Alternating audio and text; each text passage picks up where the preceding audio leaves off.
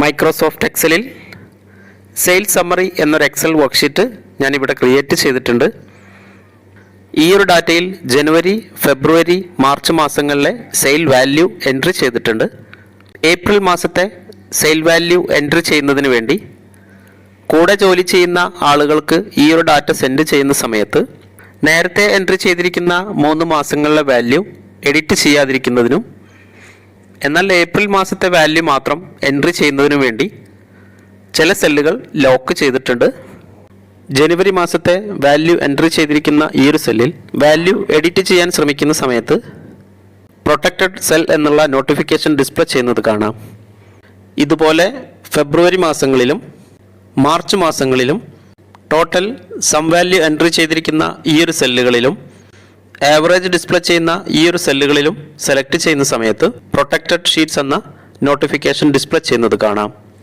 എന്നാൽ ഏപ്രിൽ മാസത്തെ data entry ചെയ്യേണ്ട ഈ ഒരു സെല്ലുകളിൽ വാല്യൂ ടൈപ്പ് ചെയ്യുന്ന സമയത്ത് ഡാറ്റ എൻട്രി ആവുന്നതും കാണാം. മൈക്രോസോഫ്റ്റ് എക്സലിൽ എങ്ങനെയാണ് നമുക്ക് വേണ്ട സ്പെസിഫിക് സെല്ലുകൾ മാത്രം ലോക്ക് ചെയ്യുന്നത് എന്ന് നോക്കാം.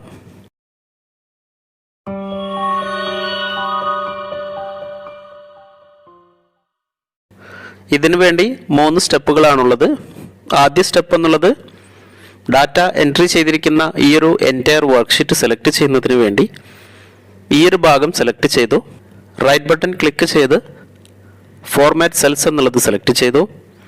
ഓപ്പണായി വന്ന ഫോർമാറ്റ് സെൽസ് എന്ന ഈ ഒരു വിൻഡോയിൽ പ്രൊട്ടക്ഷൻ എന്നുള്ള ഭാഗം സെലക്ട് ചെയ്യുന്ന സമയത്ത് ഈ ഒരു ഭാഗത്ത് ലോക്ക്ഡ് എന്ന് ഡിസ്പ്ലേ ചെയ്യുന്നത് കാണാം. ഈ ഒരു ലോക്ക്ഡ് എന്നുള്ള ഭാഗത്ത് ടിക്ക് മാർക്ക് സെലക്ട് ചെയ്ത ശേഷം താഴെ ഓക്കെ എന്നുള്ളത് സെലക്ട് ചെയ്തു. രണ്ടാമത്തെ സ്റ്റെപ്പ് എന്നുള്ളത് എൻട്രി അലോ ചെയ്യേണ്ട ഈ ഒരു സെല്ലുകൾ സെലക്ട് ചെയ്തു. ശേഷം റൈറ്റ് ബട്ടൺ ക്ലിക്ക് ചെയ്ത് ഫോർമാറ്റ് സെൽസ് എന്നുള്ളത് സെലക്ട് ചെയ്തു.